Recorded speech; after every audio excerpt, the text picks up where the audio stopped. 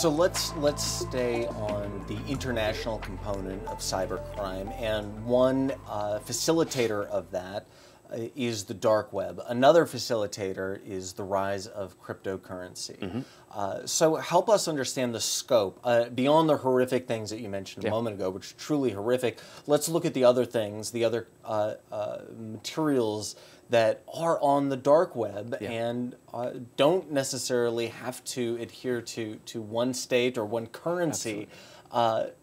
How do you combat the rise of the dark web and the rise of cryptocurrency? So there are a number of issues that we have to address in this. First off, let's say you or I were an elected politician. What we see is the likelihood of somebody sitting us down on day one as a minister, as a head of state, and explaining these concepts is pretty low.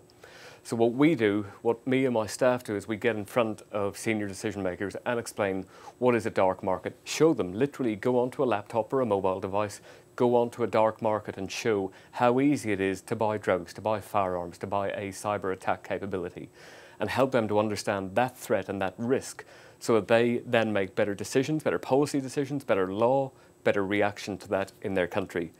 But what we also have to do in the cryptocurrency side especially is to understand how cryptocurrencies sit within the concept of legislation, of frameworks, of policy.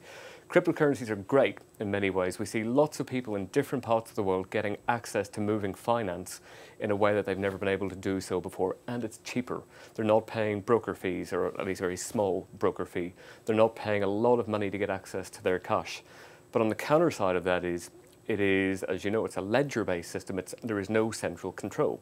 So let's say you establish this in a very small rural community and everyone starts using that instead of traditional banking. Where does your tax revenue come from? How do you reinvest in your society? And as we see cryptocurrencies being used for abuse, like the child abuse scenario I talked about, they are used to pay for this.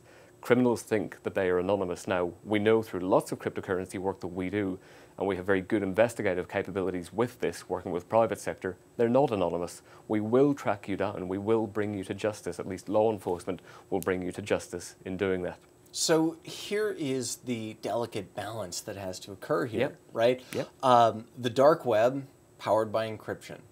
Cryptocurrency, powered by the blockchain, which is powered by encryption. Both of those technologies are indispensable for a free society. Correct. In order for us to have freedom of thought and freedom of speech, we need to be able to encrypt and protect those things so that we can have private thought and we can have private communication. How do we balance the rise of these technologies that clearly facilitate bad actors doing bad things with the need for civil countries and civil societies to protect freedom of thought and freedom of speech? It's a really common question, and if there was an easy answer to it, I would have worked it out by now, I think. But let's look at it this way. I hate seeing kids getting run over by drunk drivers, but the solution isn't banning cars. So we have to accept that the technology exists, and attacking the technology aspect isn't necessarily the solution to that. This is simply, we see crime as a business model. As you know, one of the biggest threats that we see in cyber is cybercrime as a service, where highly specialist, advanced, persistent threat groups or cybercrime groups will offer their skills to work for other criminals, for countries, for military, intelligence agencies, for governments. So we need to change the dialogue on this, and it seems to me, and this is what we're doing across the UN, is look at this as a broad threat picture. So it's not necessarily focusing on a thematic type. It's not whether it's terrorism or cybercrime or child abuse. It's something happening from A to B using a computer, using a mobile device, using cryptocurrency. And we have to then look at how the good parts of that, because the internet, we couldn't live without the internet now. Literally couldn't survive without it. It is fundamental to freedom of speech, to human rights, to economic prosperity. But getting that balance right, where there is the ability in a democracy, in the ability where an objective criminal case can be done to gather evidence and still bring people to justice. But there is no easy answer to this.